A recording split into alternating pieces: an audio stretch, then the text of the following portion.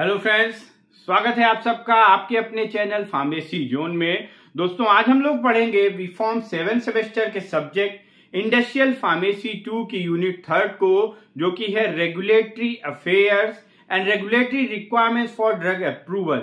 इस यूनिट में हम लोग पढ़ेंगे कि रेगुलेटरी अफेयर्स क्या होता है, क्यों इनकी जरूरत पड़ती है और कैसे ये वर्क करते हैं। मींस रेगुलेटरी अफेयर्स के इंट्रोडक्शन, उसके historical aspects, their roles and responsibilities के बारे में। और इस यूनिट के सेकेंड पार्ट में हम लोग पढ़ेंगे कि regulatory requirements for drug approval means किसी एक ड्रग को अप्रूवल के लिए, अप्रूवल मींस उसके मार्केटिंग एथोराइजेशन के लिए, मार्केट में अपना बिजनेस स्टार्ट करने के लिए, मार्केटिंग कॉमर्शियलाइजेशन के लिए किन किन एस्पेक्ट से गुजरना पड़ता है, कौन कौन से रूल्स हैं जिनको फॉलो करना पड़ता है, इसकी कंप्लीट जानकारी आपको इस यूनिट 3 में मिलेगी, जिनको हम स्टेप बाय स्टेप पढ़ेंगे। तो आज जो हम लोग पढ़ने वाले हैं, आज का हमारा टॉपिक है introduction and historical aspects of regulatory affairs. आज हम लोग पढ़ेंगे कि रेगुलेटरी अफेयर्स क्या होता है और क्या इसके हिस्टोरिकल एस्पेक्ट्स हैं। तो गाइस, स्टार्ट करने से पहले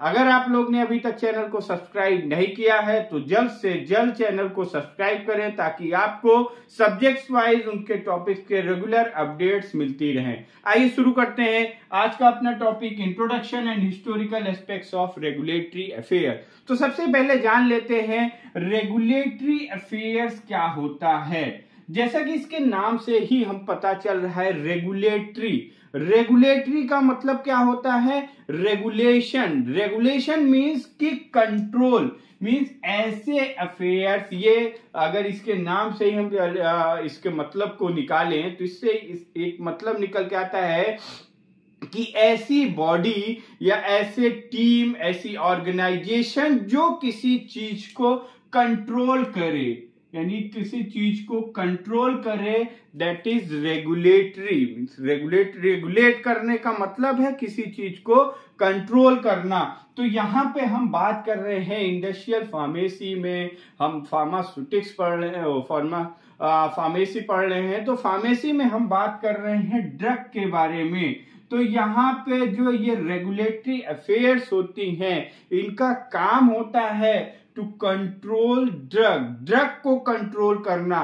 तो ड्रग को कैसे कंट्रोल करना, क्या ये ड्रग को कंट्रोल करते हैं? तो ड्रग के ये मैन्युफैक्चरिंग को, ड्रग की मैन्युफैक्चरिंग को और ड्रग की प्रैक्टिस को, इनकी मार्केटिंग अथोराइजेशन को, मीन्स ड्रग से रेगुलेटेड, ड्रग से जुड़ी हुई सभी चीजों को कंट्रोल करते हैं जो organisation, that is called as regulatory affairs. इसको ऐसे हम समझ सकते हैं सिंपल एग्जांपल से, जैसे कि आप फार्मेसी की पढ़ाई कर रहे हैं, तो आपकी फार्मेसी की पढ़ाई जो रेगुलेटेड है उसको कौन रेगुलेट कर रहा है? पीसीआई, यानी pharmacy council of India. Pharmacy council of India क्यों इसको रेगुलेट कर रही है, कैसे रेगुलेट कर रही है? कैसे रेगुलेट कर रही है का मतलब, जो आप पूरा सिलेबस पढ़ रहे हैं, आप उस सारा सिलेबस किसके अनुसार डिजाइन किया गया? पीसीआई के अनुसार। अब पीसीआई अपने कुछ नॉर्म्स लाती है, कुछ नियम, कैसे एग्जाम्स होंगे, कि जिस यूनिवर्सिटी से संबंध है आप, वो यूनिवर्सिटीज अपने कुछ रूल्स लाती है, कुछ रूल्स एंड रेगुलेशन। तो ये ऐसी बॉडीज हैं जो कि आपके कोर्स को रेगुलेट कर रहे हैं। कोर्स को रेगुलेट इसलिए कर रहे हैं कि अनफेयर मीन्स में इन कोर्सेज की प्रैक्टिस ना होने पाए। अनफेयर मीन्स में प्रैक्टिस ना होने का पाए का मतलब अच्छी से अच्छी पढ़ाई हो, ताकि जो स्टूडेंट्स फार्मेसी का कोर्स करें उनको बेहतर जानकारी हो about their course, about their subjects, अपने सब्जेक्ट के बारे में बेहतर जानकारी हो, ताकि आगे जाके मार्केट में वो अपना बेस्ट दे पाए।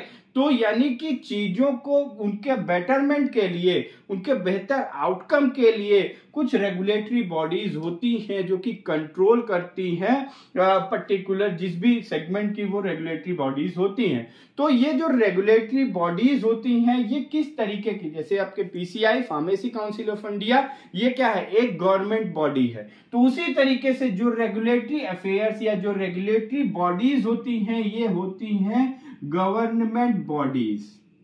गवर्नमेंट बॉडीज, ये गवर्नमेंट बॉडी होती है, यानी ये गवर्नमेंट टीम होती है इनका ये जो प्रोफेशन होता है, जो रेगुलेटरी अफेयर प्रोफेशन होता है, ये डेवलप किया जाता है, develop from the desire of government की इच्छा से ये डेवलप किया गया टू प्रोटेक्ट ये डेवलप,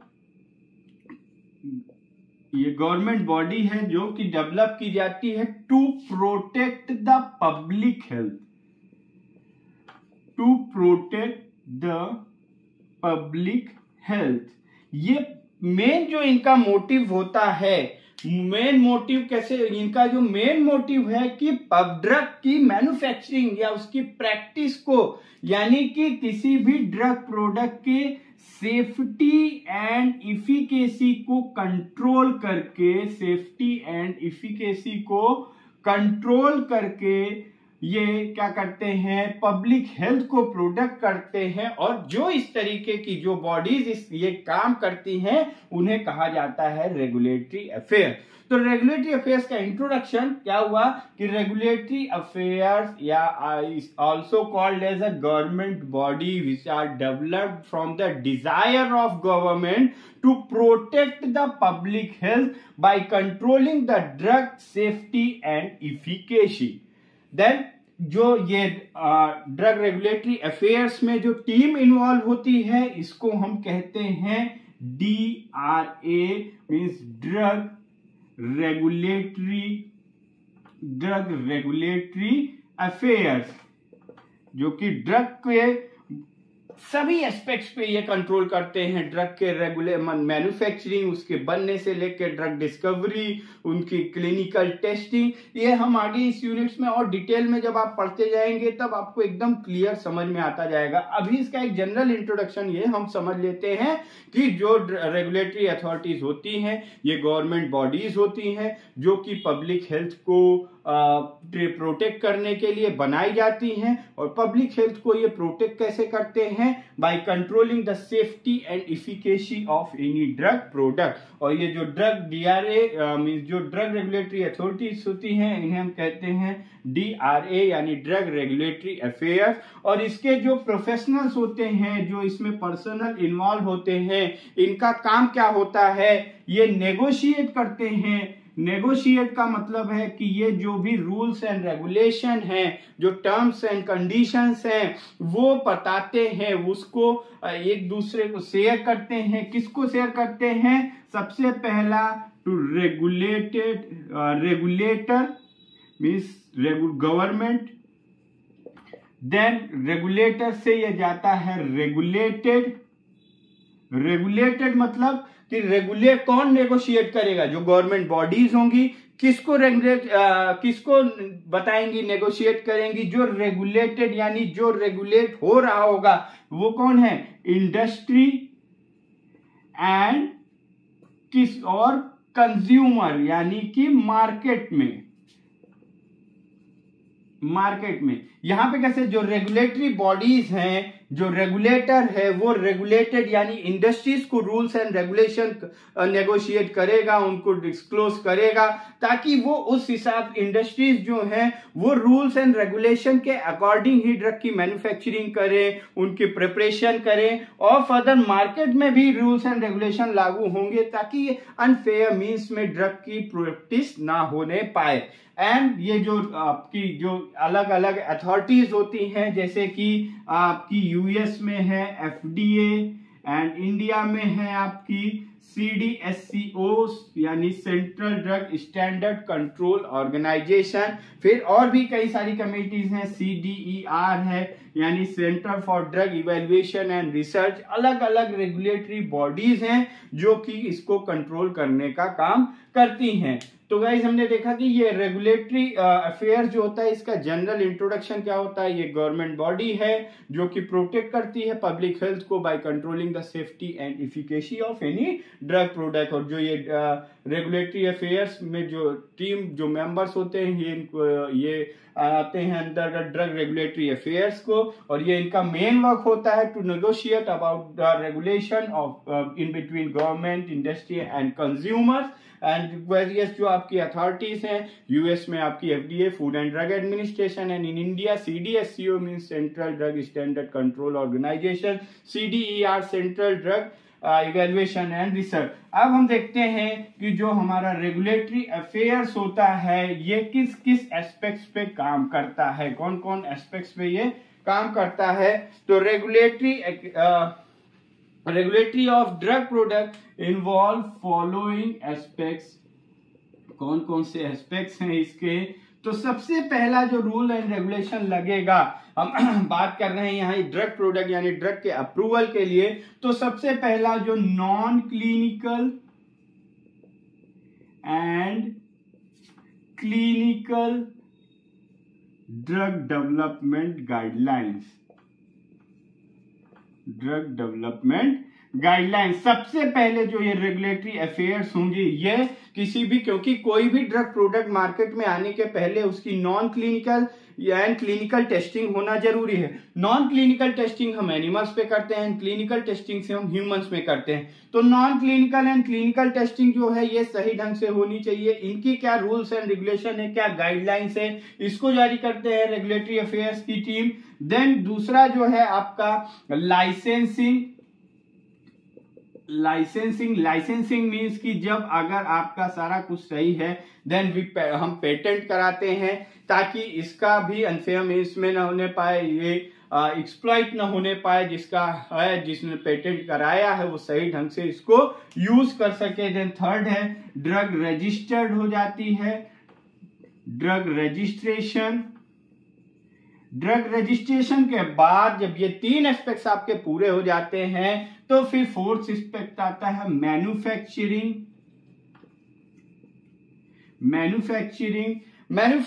के बाद नेक्स्ट मीन्स अब हम पहले नॉन रेगुलेटरी अफेयर्स ने non clinical and clinical drug development guidelines दिया, उसके बाद वो लाइसेंसिंग किस तरीके, अगर ये एस्पेक्ट सही है, ये गाइडलाइंस को सही तरीके से फॉलो मीन्स ये स्टेप वाइज स्टेप है कि किस तरीके से एक ड्रग डेवलप होकर पूरी मार्केट में आ जाती है। तो non clinical and clinical drug development अगर सही है, गाइडलाइंस के अकॉर्डिंग आप चलें, देन आपको लाइसेंस मिल जाएगा, that you can patent your drug. अपनी ड्रग को पेटेंट करा सकते हैं। पेटेंट कराने के बाद आप उसका रजिस्ट्रेशन कराएंगे कि अब हम पर्टिकुलर जिस भी कंट्री में, जिस रीजन में आप उसको मैन्युफैक्चर करना चाह रहे हैं। देन मैन्युफैक्चरिंग में भी रेगुलेटरी अफेयर्स की कुछ गाइडलाइंस होती है जिसे हम GMP भी कहते हैं, गुड मैन्युफैक्चरिंग प्रैक्टिस। देन उसके बाद आता है आपका quality and safety guidelines means कि जब हम मैन्युफैक्चरिंग कर रहे होते हैं तो मैन्युफैक्चरिंग के दौरान ही क्वालिटी एंड सेफ्टी एस्पेक्ट्स को ध्यान में रखना बहुत जरूरी होता है। तो इस क्वालिटी एंड सेफ्टी से रिलेटेड गाइडलाइंस भी रेगुलेटरी अफेयर्स आपका जारी करता है। नेक्स्ट है आपका कि next one is pricing and trademark.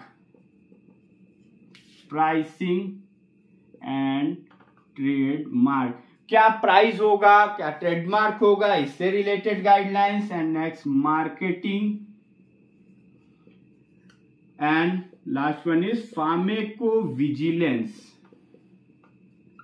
Marketing अगर सारा कुछ सही है देन मार्केटिंग की कुछ गाइडलाइंस, जो मार्केट में ड्रग आएगी तो मार्केट में जब ड्रग आएगी तो उसको मार्केटिंग गाइडलाइंस को फॉलो करना होगा। एंड मार्केटिंग गाइडलाइंस के बाद पोस्ट मार्केटिंग ट्रायल आता है, यहाँ पे हम ADR देखते हैं, एडवर्स ड्रग रिएक्शन के बारे में। तो वहां पे कौन इन्वॉल्व होता है? फार्मेकोविजिलेंस टीम। फार्मेकोविजिलेंस की एक गाइडलाइंस होती है जो सेफ्टी प्रिकॉशंस पे काम करती है। तो रेगुलेटरी अफेयर्स के ये हमारे कुछ 8 एस्पेक्ट्स हैं जिन पे हमारी रेगुलेटरी अफेयर्स की टीम काम करती है। Non clinical and clinical drug development, licensing, drug registration, manufacturing, quality and safety guidelines, pricing and trademark, marketing and pharmacovigilance. तो गाइस ये हो गया हमारा introduction of regulatory affairs. Next हम देखते हैं हिस्टोरिकल एस्पेक्ट्स कि क्या हिस्टोरिकल एस्पेक्ट्स है, क्यों जरूरत पड़ी, कैसे हमारी जो रेगुलेटरी अफेयर्स की जो टीम है या रेगुलेशन की क्यों जरूरत पड़ी।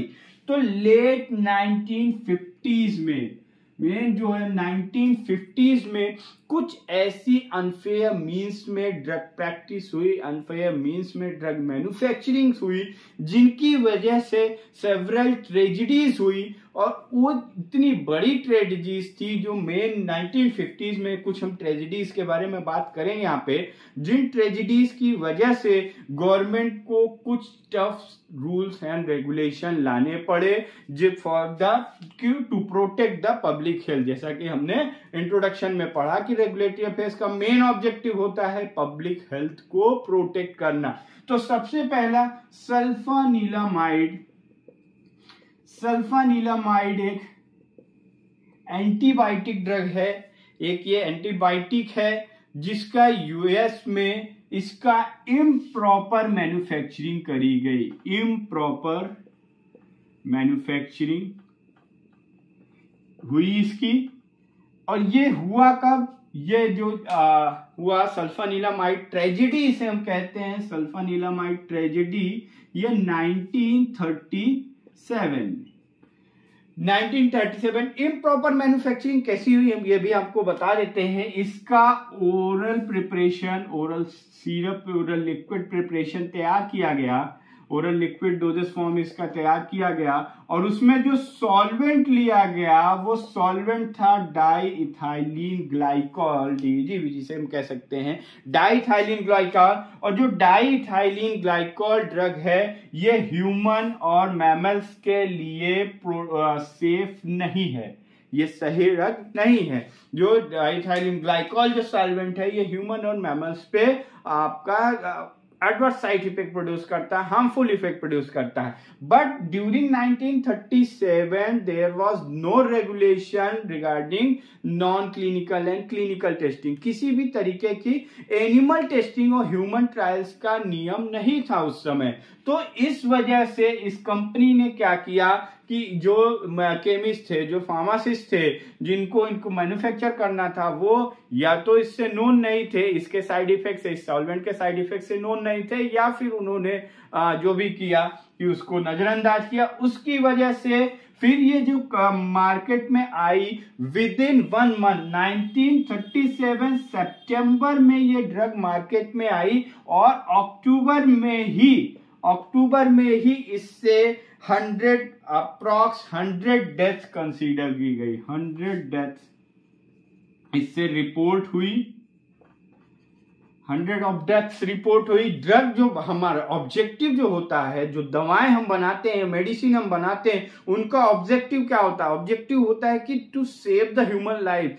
एक इंसान की जान बचनी चाहिए। बट यहाँ पे क्या हुआ, इस जो डोजेस फॉर्म थी इसकी इम्प्रॉपर मैन्युफैक्चरिंग की वजह से 100 डेथ रिपोर्ट हुई विद इन 1 मंथ, और जिसकी वजह से फिर इस दवा को बैन किया गया। और 1937 में ये ट्रेजेडी हुई थी, एंड 1938 में ही federal food and drug cosmetic act आया, food and drug cosmetic act आया। तो एक ये ट्रेजेडी हो गई जिसकी वजह से गवर्नमेंट को रूल्स एंड रेगुलेशन लाने पड़े। फिर नेक्स्ट एक आपकी ट्रेजेडी थी थैलिडोमाइड, 1950s की ये ट्रेजेडी है थैलिडोमाइड। थैलिडोमाइड एक ड्रग जो कि ये लेट 1950s में यूज हुई। इसका यूज किया गया एज अ ट्रांसक्विलाइजर्स का मतलब ये है कि इनका यूज एज अ सेडेटिव किया गया प्रेग्नेंट वुमेन में इनका सेडेटिव, मॉर्निंग सिकनेस, नींद ना आना, अदर डिस्टर्बेंस की वजह से as a sedative thalidomide drug का यूज किया गया। और इसके यूज के बाद जब इसको प्रेग्नेंट वुमेन ने यूज किया तो इसके साइड इफेक्ट, या हम कह सकते हैं इसके एडवर्स इफेक्ट में 10,000 इसके पेशेंट में एडवर्स इफेक्ट दिखे, जहां थाउजेंड्स मिसकैरेज हुए, बहुत सारे मिसकैरेज रिपोर्ट हुए, एंड सर्टेन अब डिफॉर्मिटीज इन प्रेगनेंसी, जो डिफॉर्मिटीज इन इन्फेंट्स आप कह सकते हैं, जो प्रेगनेंसी जो डिलीवर हुई, जो प्रेगनेंसी कंप्लीट हुई और जो बच्चे, जो उनके बच्चों के डिलीवरी हुई, वो बच्चे कुछ सीवियर डिफॉर्मिटीज के साथ, सीवियर डिफॉर्मिटीज का मतलब उनके जो अंग्स थे, जो ऑर्गन्स थे, जो यानी पैर और हाथ, इनमें अलग पूरी तरीके से डेवलप नहीं थे, उनमें अलग अलग तरीके की डिफॉर्मिटीज देखने को मिली, एबनॉर्मलिटीज देखने की मिली, और बहुतों में 1000 मिसकैरेज हुए, यानी अप्रॉक्स 10,000 पेशेंट ने रिपोर्ट किया। और तो इसके बाद इस ड्रग को भी बैन किया गया। और पोलियो वैक्सीन में भी, जिसमें कि लाखों पेशेंट आए, लाखों बच्चों में उसमें एबनॉर्मलिटीज या उसके एडवर्स इफेक्ट को रिपोर्ट किया गया। तो गाइज ये 1950s में कुछ ऐसी सीवियर ट्रेजेडीज हुई जहां पे लार्ज नंबर ऑफ पेशेंट सफर हुए, डेथ हुई उनकी, जिसकी वजह से फिर ये इसे अनफेयर मीन्स में या इरेगुलर प्रैक्टिसेस होने की वजह से फिर गवर्नमेंट ने रूल्स एंड रेगुलेशंस को टफ किया है। कुछ सर्टेन रूल्स एंड रेगुलेशन लाए for the drug product, for manufacturing and practice of drug product. अलग अलग तरीके के रूल्स एंड रेगुलेशंस आए, जिनको आप नोट्स आपको मिलेगी डिस्क्रिप्शन बॉक्स में, पीडीएफ नोट्स मिलेगी, उसमें आप देख सकते हैं। कुछ एग्जांपल हैं आपके, जैसे ड्रग एंड कॉस्मेटिक एक्ट आया आपका 1940 में, 1940 में ड्रग एंड कॉस्मेटिक एक्ट आया। ड्रग एंड कॉस्मेटिक रूल्स आए आपके 1945 में। फिर फार्मेसी एक्ट आया आपका 1948 में। पेटेंट एक्ट आया 1970 में। इसी तरीके से अलग अलग वेरियस रूल्स एंड रेगुलेशंस आए for the practice of drug product, for the practice of manufacturing of drug product to protect the public health. तो गाइस ये था रेगुलेटरी अफेयर का इंट्रोडक्शन एंड उसका हिस्टोरिकल एस्पेक्ट्स। आई होप कि आपको समझ में आया होगा। नेक्स्ट टॉपिक में, नेक्स्ट वीडियो में, नेक्स्ट लेक्चर में हम लोग बात करेंगे about the role and responsibilities of regulatory affairs. तो इस लेक्चर के पीडीएफ नोट्स को आप डिस्क्रिप्शन बॉक्स में दिए गए लिंक से डाउनलोड कर सकते हैं। Thank you very much.